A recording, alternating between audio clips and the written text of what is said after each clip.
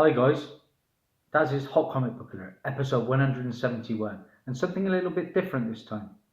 A shout out to Comic Tom 101 who brought this to my attention. This is a company a lot of you may not know about, but we've got some exciting news that could one day rival Marvel and their MCU. Who knows? You know the score. Use waits for no man, and that's why I'm bringing it.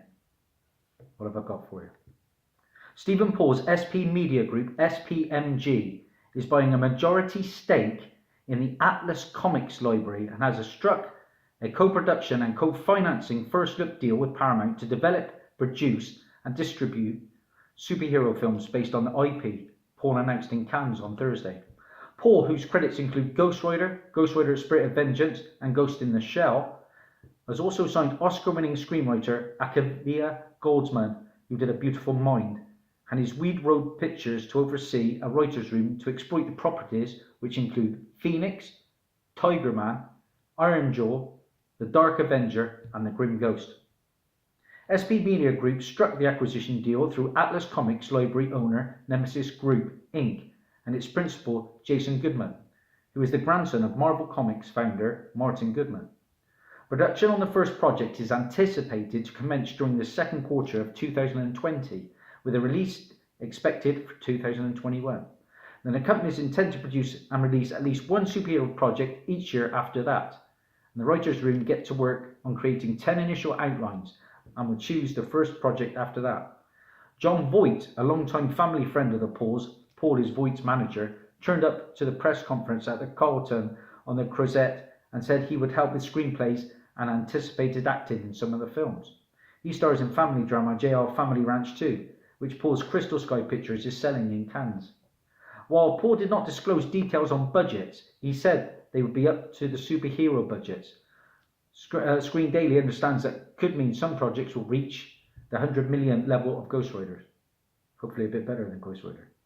SPMG and Paramount will produce along with Goldman's Weed Road, and Paramount and SPMG will co-finance, with Paramount Pictures handling North American distribution and SPMG handling international distribution. Clearly a coup for Paul. The deal also marks an important content supply line for Paramount, which is building back under the stewardship of Chairman and CEO Jim Giannopoulos, and gets a stable of superhero properties to distribute in North America.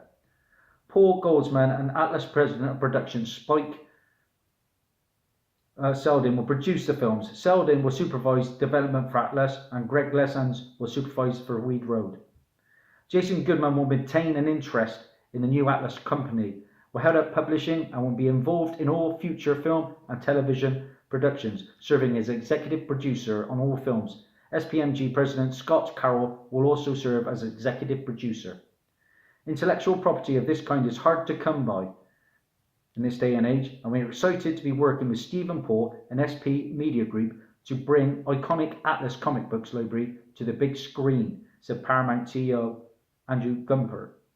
Stephen Paul, Akiva Goldsman and the whole team of the singularly iconic Paramount Pictures bring a level of talent and enthusiasm to the venture that carries my family's body of work in the comic book industry into film entertainment, added Goodman. What an opportunity that we have with the Atlas universe, which spans so many genres: superheroes, sci-fi, fantasy, supernatural, horror, creatures, vampires, cops, cowboys, soldiers. The breadth of this material is extraordinary, said Paul. I'm looking forward to this adventure with Atlas for many years to come.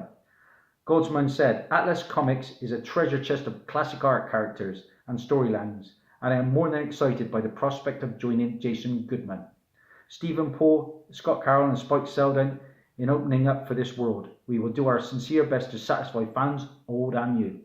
The Paramount SPMG deal was negotiated by Gumpert and Carroll. The deal to acquire the majority interest in the Atlas Comics library was negotiated by Stephen R. Stern, counsel to Nemesis, Jason Goodman and Carroll. So, we are getting an Atlas Comics universe. Atlas Comics that ran roughly around 1975. Bronze Age books. Probably dollar bin books by all accounts. So next time you're in your LCSs, pick them up for cheap, because I think they could be a winner. I actually found a couple myself recently. It talks about vampires. Planets of the Vampires. Look at that. Atlas Comics. That's the logo, look. Atlas Comics. That's 1 and 2.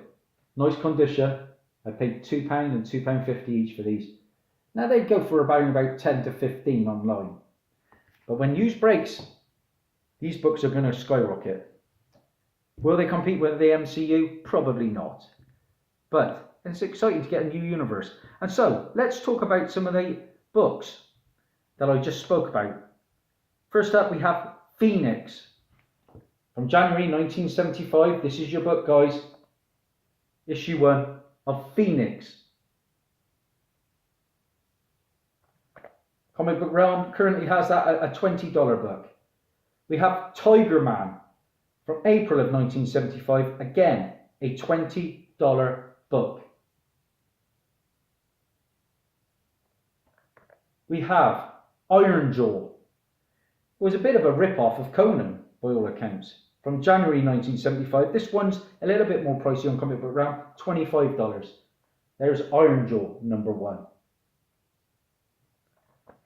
And the final one I'm going to show you guys is The Grim Ghost. Again, a $20 book from January 1975.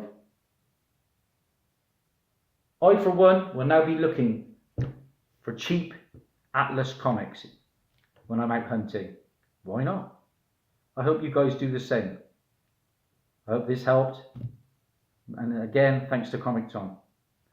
That's Daz over and out. Get hunting, guys. Bye for now.